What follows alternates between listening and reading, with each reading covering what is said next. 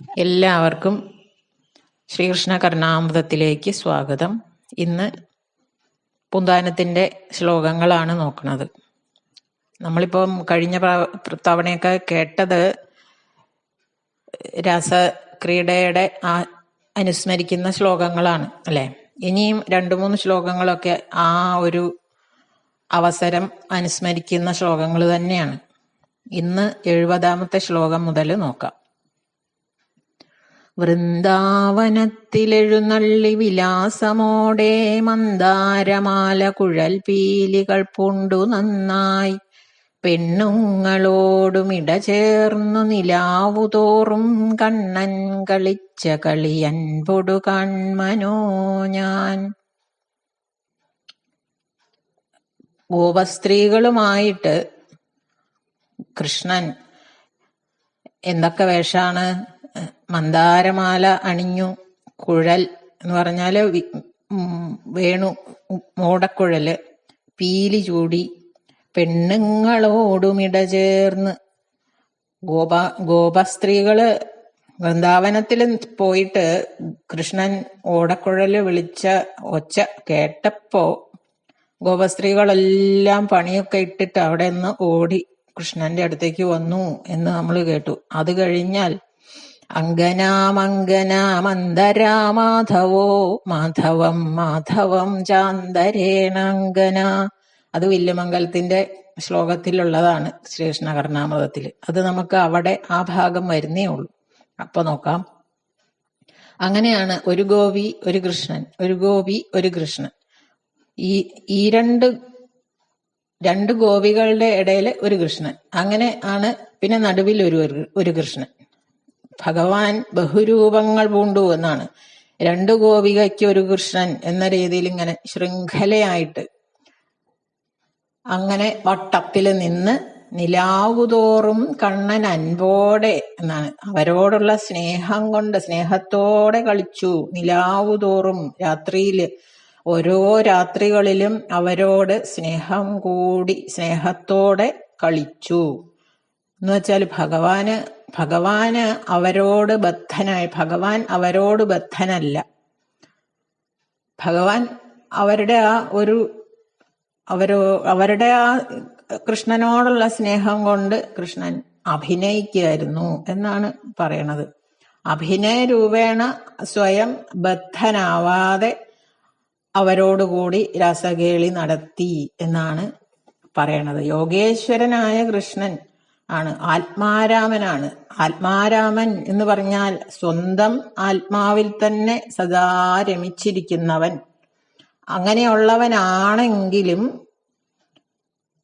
ആ ഗോപികളോടുള്ള ദയവ് കൊണ്ടും സ്നേഹം കൊണ്ടും അവരുടെ ആഗ്രഹം അവർക്ക് സാധിച്ചു കൊടുത്തു എന്നാണ്. ഗോപികളെ അനുഗ്രഹിക്കാൻ മാത്രമായിരുന്നു ഭഗവാൻ രാസക്രീഡ നടത്തിയത് എന്നാണ് പറയണത്. ഭഗവാൻ എന്നും നിർബദ്ധനാണ്, നിർമുക്തനാണ്. അവരോടൊരൊട്ടല് ഭഗവാനില്ല. അങ്ങനെയാണ്. അതാണ് അഭിനയ രൂപേണ എന്ന് പറഞ്ഞത്.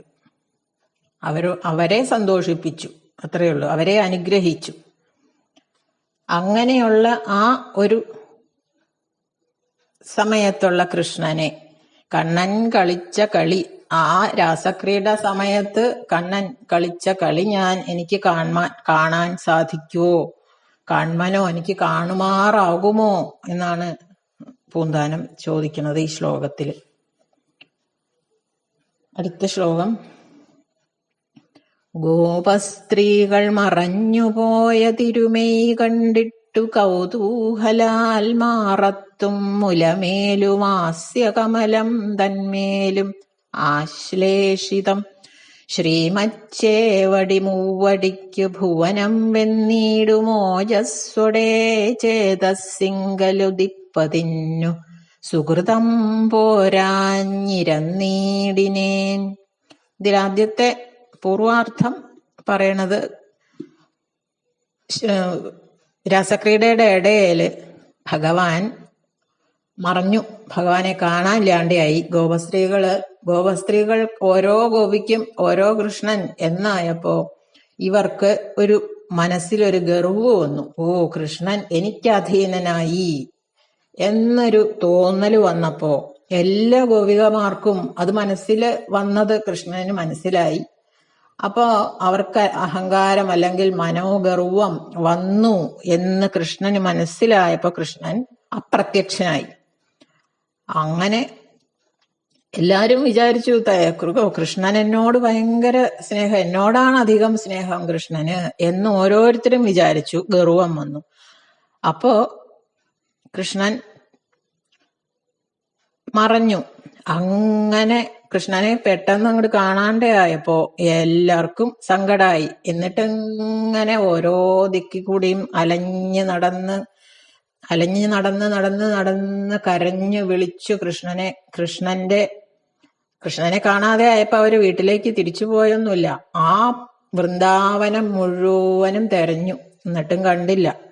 അങ്ങനെ തെരഞ്ഞ് നടക്കുമ്പോ കാലടിപ്പാടുകൾ കണ്ടു അത്രേ, രണ്ടുപേരുടെ, ഒരാളുടെ അല്ല, രണ്ടുപേരുടെ. അപ്പൊ അവര് വിചാരിച്ചു, കൃഷ്ണൻ വേറെ ഏതോ ഗോപികയോട് നമ്മളെക്കാൾ അധികം സ്നേഹമുള്ള വേറെ ഒരുത്തിയുടെ കൂടെ പോയേക്കുവാണ് എന്നങ്ങനെ ആ കാലടിപ്പാടുകൾ തുടർന്നിങ്ങനെ പോയി കുറെ കഴിഞ്ഞപ്പോ ഒരു ഗോപി അവിടെ ഇരിക്കുന്നുണ്ട് ഒറ്റയ്ക്ക്. അപ്പൊ അവളോട് ചോദിച്ചപ്പം പറഞ്ഞു, കൃഷ്ണൻ എന്നെയും ഇട്ടിട്ട് പോയി എന്ന് വെച്ചാൽ മനോഗർവം അവൾക്കും വന്നു. കൃഷ്ണനെ അവരെയൊക്കെ വിട്ടിട്ട് എന്റെ കൂടെ പോന്നല്ലോ എന്ന് അവൾക്കും ഒരു ഗർവം വന്നു. അപ്പൊ അവളെയും വിട്ടിട്ട് കൃഷ്ണൻ പോയി.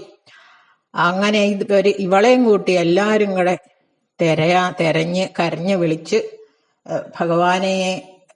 ഭഗവാന്റെ കളികള് അത്രയും നാളും എന്തെല്ലാം ക്രീഡ ഭഗവാൻ നടത്തിയിട്ടുണ്ടോ, പൂതനാമോക്ഷം മുതല് അന്ന് വരെ ചെയ്ത എല്ലാ കളികളെയും പറ്റി അവര് പരസ്പരം പാടിയും പറഞ്ഞും കൃഷ്ണനെ അന്വേഷിച്ചങ്ങനെ നടന്ന് അവരുടെ ആ ഗർവം അങ്ങോട്ട് ശമിച്ചു എന്ന് കണ്ടപ്പോ ഭഗവാനെ കണ്ടാ മതി, വേറെ ഒന്നും വേണ്ട എന്നങ്ങോട്ട് മനസ്സിലങ്ങോട്ട് തോന്നി. ഗർവമൊക്കെ ശമിച്ചു. ഭഗവാൻ അങ്ങോട്ട് മറിഞ്ഞപ്പോ എല്ലാ ഗർവവും കാണാതെ ആയപ്പോ ഗർവം ഒക്കെ ശമിച്ചപ്പോ ഭഗവാൻ അങ്ങോട്ട് പ്രത്യക്ഷനായി. അത് ഭാഗവതത്തില് പറയണത് സ്മയമാന മുഖാംബുജ എന്നാണ്. പീതാംബരധരസ്രഗ്വീ സാക്ഷാൻ മന്മഥ എന്നാണ്. സാക്ഷാൽ മന്മഥനായിട്ട് അങ്ങനെ ഭഗവാൻ അങ്ങോട്ട് പ്രത്യക്ഷപ്പെട്ടപ്പോ എന്തൊക്കെയാണ് ഈ ഗോപികൾ ചെയ്തത് എന്ന് പറയാൻ പറ്റില്ല. അതാണ് എല്ലാവരും കൂടി ചെന്ന് കെട്ടിപ്പിടിച്ച് ഉമ്മ വെച്ച് ഭഗവാനെ എന്തൊക്കെയാ ചെയ്തതെന്ന് പറയാൻ പറ്റില്ല എന്നാണ് ആ ഒരു പൂർവാർത്ഥത്തില് പറയണത്. അത് കഴിഞ്ഞ് വാമനാവതാരത്തിനെ പറ്റിയാണ് പറയണത്.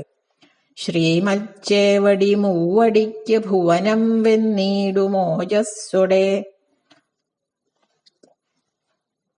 വാമനാവതാരത്തില് ആ ഭക്തനായ മഹാബലിയെ അനുഗ്രഹിച്ചു.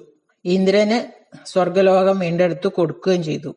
ഈ രണ്ട് കാര്യസാധ്യത്തിനാണ് ഭഗവാൻ ഈ ത്രിവിക്രമ രൂപം പൂണ്ടത്. അപ്പോ ആ ഒരു ത്രിവിക്രമ രൂപം ത്രിഭുവനങ്ങളും 3 കാൽച്ചോട് കൊണ്ട് അളന്നു. ആ തൃപ്പാദങ്ങള് ഓജസ്സോടെ എന്ന് പറഞ്ഞാൽ ആ തേജസ്സോടെ എന്റെ ചേതസ്സിങ്കൽ, എന്റെ മനസ്സിൽ ഉദിക്കുവാന് എനിക്ക് ഈ ജന്മം ചെയ്ത സുഹൃതൊന്നും മതിയാവില്ല. അതുകൊണ്ട് മതിയാവാത്തത് കാരണം ഇരന്നീടിനേൻ എന്നാണ് പറയണത്. ഈ ജന്മം ചെയ്ത സുഹൃതങ്ങളൊന്നും ഈ തൃപ്പാദം എന്റെ മനസ്സിൽ ഉദിക്കാൻ പോരാ. അതുകൊണ്ട് അതൊന്ന് കാണാൻ എനിക്ക് ഭാഗ്യം തരണേ എന്ന് ഇരക്കുകയാണ് എന്ന് പറഞ്ഞാൽ പ്രാർത്ഥിക്കുന്നു എന്നർത്ഥം. അതുപോലെ ഗോപസ്ത്രീകള് ആ ഭഗവാൻ പ്രത്യക്ഷപ്പെട്ടപ്പോ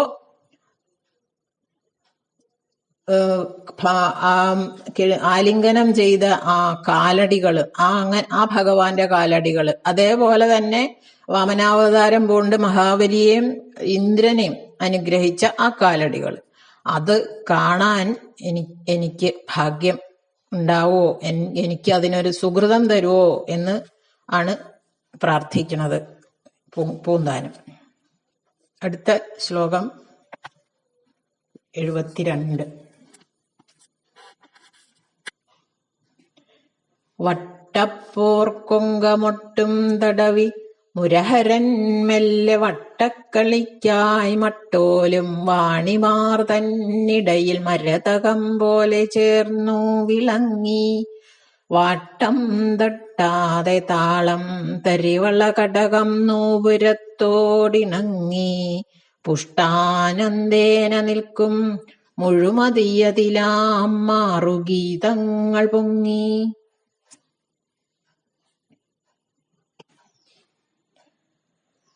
രാസക്രീഡയുടെ സമയത്ത് മുമ്പേ പറഞ്ഞു, ഒരു ഗോപിക്ക്, ഈ 2 ഗോപിക്ക് ഒരു കൃഷ്ണൻ എന്ന് പറഞ്ഞു. ഒരു ഗോപികയുടെ അപ്പുറത്തും ഇപ്പുറത്തും, ഒരു കൃഷ്ണന്റെ അപ്പുറത്തും ഇപ്പുറത്തും ഓരോ ഗോപികമാര്. അവരിങ്ങനെ കൈകളിൽ കോർത്തു പിടിച്ച് വട്ടത്തിൽ ആണ് അങ്ങനെ കളിക്കാൻ തയ്യാറായി, കൈകൾ കോർത്തു പിടിച്ച് കളിക്കാനുള്ള ആ ചിട്ടയായിട്ട് തയ്യാറെടുത്ത് നിൽക്കുകയാണ്. അപ്പോ അതിന്റെ മധ്യത്തില് അതില് ഭഗവാൻ മരതകം പോലെ ചേർന്ന് വിളങ്ങി എന്നാണ് പറയണത്. ഒരു സ്വർണമാലയില് പച്ചക്കല്ല് പതിച്ചതുപോലെ എന്നാണ് പറയണത്. ഹൈമാനാം മണീനാം മധ്യേ മഹാമരകതോ യഥാ എന്ന് ഭാഗവതത്തിൽ പറയുന്നുണ്ട്. സ്വർണമണികളുടെ ഇടയിൽ മരതകം പതിച്ചതുപോലെ എന്ന് വെച്ചാല് ഗോപികമാര് അത്രയും സുന്ദരിമാരാണ്. സ്വർണവർണ്ണം പൂണ്ട, അങ്ങനെയാണ് അവരുടെ നിറവും. അത് അത്രയും സുന്ദരിമാരുമാണ് ഈ ഗോപികമാര്. അവരുടെ ഇടയില് മരകത നിറമുള്ള ഭഗവാനും കൂടി ആയപ്പോ സ്വർണമണിമുത്തുകളുടെ ഇടയെ കൂടി മരതകം പതിച്ചതുപോലെ, ഒരു സ്വർണം ഒരു മരതകം, ഒരു സ്വർണം ഒരു മരതകം, അങ്ങനെ ഒരു മാല ഉണ്ടാക്കിയാൽ എങ്ങനെ ഉണ്ടാവും? അത്രയും ഭംഗിയായിരുന്നു എന്നാണ് പറയണത്. അപ്പോ തരിവള, കടകം, ഇതൊക്കെ തരിവള കിലുങ്ങി ശബ്ദിക്കാൻ, തരിവള ഇങ്ങനെ ഈ കൈ കളിക്കുമ്പോ തരിവള ഇളകി ശബ്ദം ഉണ്ടാവും അല്ലെ, കൈ നിറച്ച് തരിവള അണിഞ്ഞ്.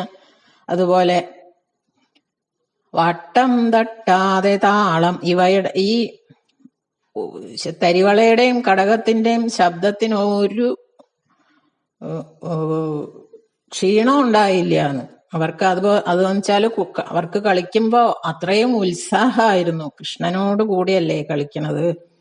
അപ്പോ നൂപുരത്തോടിണങ്ങി, ഈ കയ്യിലെ വളയുടെ നാദവും കാലിലെ നൂപുരത്തിന്റെ നാദവും രണ്ടും കൂടി ചേർന്ന് ഇണങ്ങി എന്നാണ്. മുഴുമതി അതിൽ വാട്ടം തട്ടാതെ, പൂർണ്ണചന്ദ്രൻ ഉദിച്ച രാത്രിയിലാണ് ഒട്ടും ക്ഷീണിക്കാതെ സന്തോഷത്തോടെ നിൽക്കുന്ന ആ കൃഷ്ണനിൽ നിന്ന് എന്നാണ്. മുഴുമതി എന്ന് പറഞ്ഞാൽ പൂർണ്ണചന്ദ്രൻ, ശ്രീകൃഷ്ണന്റെ മുഖചന്ദ്രൻ എന്നും പറയാം. അതിൽ നിന്നെന്ന പോലെ, ശ്രീകൃഷ്ണ മുഖത്ത് നിന്നെന്ന പോലെ മുഴുമതിയിൽ നിൽക്കും എന്നാണ്. പൂർണ്ണ നിലാവില് ആകാശത്ത് നിൽക്കുന്ന ഗന്ധർവാദികളിൽ നിന്ന് എന്ന പോലെ. ആകാശത്ത് ഗന്ധർവന്മാരും കിന്നരന്മാരും ദേവന്മാരും എല്ലാവരും ഈ രസക്രീഡ കാണാൻ അണിനിരന്ന് നിന്നിരുന്നു. അവരും ഈ വാദ്യങ്ങൾ മുഴക്കി എന്നാണ് പറയുന്നത്. എല്ലാം കൂടി ചേർന്നിട്ടുള്ള ആ പരിസരം മുഴുവൻ ഗാനമാധുരി കൊണ്ട് മുഖരിതമായി എന്നാണ് ഭാഗവതം ഉള്ളവരൊക്കെ എടുത്ത് വായിച്ച് അതിന്റെ ആ ഒരു മനോഹാരിത, അതിന്റെ ആ ഒരു ഗാംഭീര്യം അതൊക്കെ മനസ്സിലാവും. അത് വെറുതെ വായിച്ചാൽ പോരാ, അതിന്റെ വ്യാഖ്യാനം ഉള്ളത് വായിക്കണം. അപ്പോഴേ നമുക്കത് സംസ്കൃതം മുഴുവൻ മനസ്സിലാവുള്ളൂ, സംസ്കൃതം അറിയാത്തവർക്ക്. അപ്പൊ ആ ഒരു ഇവരുടെ കയ്യിലെ വളകളും കാലിലെ തളയും നൂപുരവും ഇതെല്ലാം കൂടി ചേർന്നിട്ടുള്ള ആ ഒരു നാദം, അതുപോലെ ആകാശത്തുനിന്ന് ഈ ഗന്ധർവാദികൾ മുഴക്കുന്ന നാദം, ഇതെല്ലാം കൂടി അവിടെ ആകെ മുഖരിതമായി എന്നാണ് ഈ ശ്ലോകത്തില് പറയണത്. ഇന്ന് ഇത്ര മതി അല്ലേ? അടുത്ത ശ്ലോകങ്ങളുമായിട്ട് അടുത്ത ദിവസം വരുന്നത് വരെ എല്ലാവർക്കും നന്ദി, നമസ്കാരം. ശ്ലോകങ്ങൾ കേൾക്കാൻ ഇഷ്ടമുള്ളവർക്ക് ഞാൻ എന്നും പറയണ പോലെ ഇത് ഒന്ന് ഷെയർ ചെയ്ത് കൊടുക്കുക. ഇതൊക്കെ കേൾക്കാൻ ഞാൻ ഇന്നാള് പറഞ്ഞു, ഭാഗ്യം ഉള്ളവർക്ക് ഇതൊക്കെ കേൾക്കാൻ. ഈ യൂട്യൂബ് അല്ലെങ്കിൽ സോഷ്യൽ മീഡിയ എന്ന് പറയുന്നതിൽ എന്തെല്ലാം കാര്യങ്ങളാണ് വരുന്നത്. അതിന്റെ ഇടയിൽന്ന് ആർക്കെങ്കിലും ഇത് കേൾക്കാൻ ഭാഗ്യം കിട്ടുവാണെങ്കിൽ അത് ഭഗവാൻ അവരെ അത് കേൾക്കാനുള്ള ഭാഗ്യം അവർക്ക് കൊടുത്തു എന്നേ ഞാൻ വിചാരിക്കുന്നുള്ളൂ. അങ്ങനെ ഭാഗ്യം കിട്ടിയവര് ഇത് ഒന്നിങ്ങനെ ഷെയർ ചെയ്ത് കൊടുക്കുക, മറ്റുള്ളവർക്കും ഈ ഭാഗ്യം കിട്ടട്ടെ എന്ന് വിചാരിക്കുക. അപ്പൊ ഇത് കാണാത്തവർക്ക് ഇതൊന്ന് ഷെയർ ചെയ്ത് കൊടുത്താലേ അവർക്കും അത് കേൾക്കാൻ പറ്റുള്ളൂ. ഇത്രയും ലാളിത്യമുള്ള, പൂന്താനത്തിന്റെ അത്രയും ലാളിത്യമുള്ള ശ്ലോകങ്ങളാണ്. അത് കേൾക്കാത്തവരുണ്ടാവും ഒരുപാട് പേര്, അറിയാത്തവരുണ്ടാവും. മുമ്പൊരിക്കൽ എന്നോട് ഒരാള് ഇത് ഞാൻ തുടങ്ങിയപ്പം ചോദിച്ചിരുന്നു, ശ്രീകൃഷ്ണ കർണാമൃതം വില്വമംഗലത്തിന്റെ അല്ലേ ഉള്ളൂ, പൂന്താനം എഴുതിയിട്ടുണ്ടോ എന്ന് ഒരാൾ എന്നോട് ചോദിച്ചിരുന്നു. അപ്പൊ രണ്ടുപേരും ഇത് എഴുതിയിട്ടുണ്ട് എന്ന് പോലും അറിയാത്തവരും ഉണ്ട്. അപ്പോ ഇത് ഒന്ന് കേൾക്കാത്തവർക്ക് വേണ്ടിയിട്ട് ഇതൊന്ന് ഷെയർ ചെയ്ത് കൊടുത്താൽ അവർക്കും കേൾക്കാനുള്ള ഭാഗ്യം കിട്ടും. അങ്ങനെയാണ് ഞാൻ വിചാരിക്കുന്നത്. ഭഗവാൻ തെരഞ്ഞെടുത്തവർക്ക് ഇത് കേൾക്കാൻ പറ്റുള്ളൂ. എന്തെല്ലാം കാര്യങ്ങളാണ് യൂട്യൂബിൽ മറിഞ്ഞിങ്ങനെ വരുന്നത്. അതിന്റെ ഇടയിൽ നിന്ന് ഇത് കേൾക്കാൻ സാധിക്കുവാണെങ്കിൽ അത് ഭാഗ്യം എന്നേ ഞാൻ പറയുന്നുള്ളൂ. അതുകൊണ്ട് ആ ഭാഗ്യം കിട്ടുന്നവർ ഇതൊന്ന് ഷെയർ ചെയ്ത് കൊടുക്കുക, അവർക്കും കിട്ടട്ടെ ഭാഗ്യം. ശ്ലോകം ഇഷ്ടപ്പെടുന്നവർക്ക് ഷെയർ ചെയ്ത് കൊടുക്കുക. അതുപോലെ ഇതിലെ സാരസ്യം അറിയാത്തവർക്കും ഒക്കെ ഒന്ന് ഷെയർ ചെയ്ത് കൊടുത്താൽ നന്നായി, അവർക്കും ആ ഭാഗ്യം കിട്ടും. അത്രേ പറയാനുള്ളൂ. അപ്പൊ അടുത്ത ആഴ്ച വരുന്നത് വരെ എല്ലാവർക്കും നന്ദി, നമസ്കാരം.